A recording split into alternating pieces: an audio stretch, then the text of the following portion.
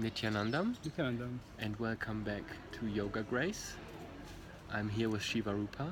He's a parent of two children, and both of those children they are attending gurukul. That's correct.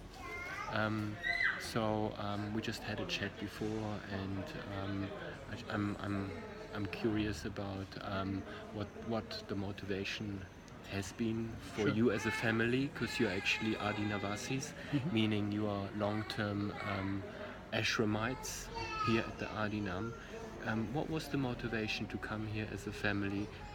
What's your experience over how many months now have you been Sure. here? So let's give a background, right? So we met Swamiji for the first time in 2009. I was based in Singapore at that time, and basically, that experience started off very powerful. And in 2010, my daughter, my wife, and I attended the 21-day retreat, Inner Awakening, and that was just mind blowing, right? Where the experiences we had were just amazing.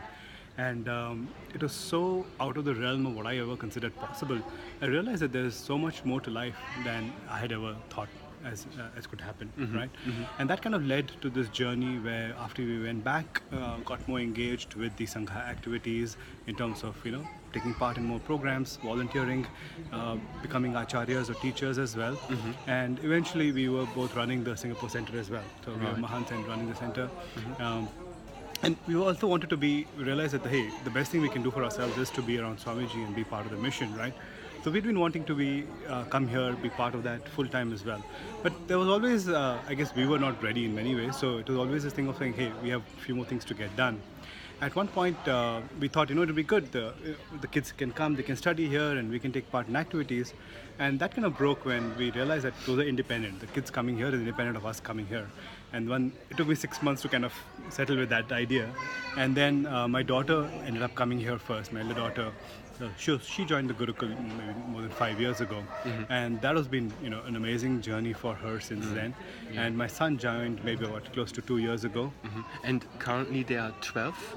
Yeah, my daughter is 12 and my son's 9. So they were about 7 years old when they both joined, right? Each of them independently. And it's been a just amazing journey. I have a couple of incidents that stand out, and I'll talk about those, right? Please, please. One was maybe about a year and a half ago.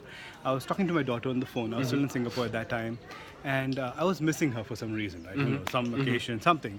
And I kind of, while talking to her, I said, "Hey, I'm missing you."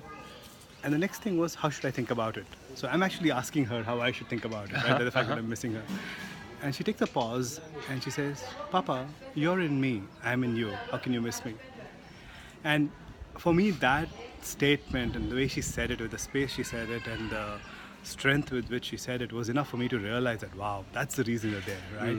Because this is, it seems like a small incident, but that clarity, the strength, that feeling of Advaita that comes across, of knowing that, hey, that oneness that's there, it's real. It is not just a theory thing. It is their reality, and they are leading very, very powerful lives. And that itself was a big relief for me to realize that, wow, what Swamiji has been sharing and teaching, that is becoming their reality as well. And so that's obviously was something which just gave me a reminder in many ways of why they are here and why they are studying here, right? And that was very, very powerful. They've both been manifesting multiple powers and shaktis that Swamiji has been initiating them into. And they've done demonstrations all across the globe, traveled to do demonstrations to various people. And the confidence with which they talk, the confidence with which they come across, there's no powerlessness. Anything that happens that disturbs the inner space, they can snap out of it so quickly. And very casually are expressing all these powers. And it's just fun to watch and realize that really this is the new species being created, where they are going to be the people leading the charge in that sense, with Swamiji's blessings and his vision, taking that forward and making that a reality in the world to come. And I find that super powerful. My daughter is 12. She just finished her 12th grade. I don't know what the equivalent is internationally, but maybe the A levels, right? What you do pretty much before you go to college. So she's done those exams she's already. 12. Yeah. And her IQ was measured 144, and it just seems so casual when you're looking at them. You're like, it's happening, without any sort of effort. And this whole system that's there on education, what we'd consider a success in modern day, they are just flowing with Swamiji's grace so easily. Yeah. So they are going to be the Swamiji has said to always be the Bill Gates in the outer world in terms of success Yeah. in the world, outer world Yeah. perspective, Yeah. but also be the Buddha within, right? Right, And right. I can really see that Yeah. happening in a very powerful Yeah. way. My son's young, he's 9, he's having a blast every day. Just watching them dance shows such a high energy level and so, like full of life. Yeah. I find that just Yeah. now that we moved here maybe about 3 months, less than 3 months ago, been part of the Adinivasi program and now full-time Adinivasis.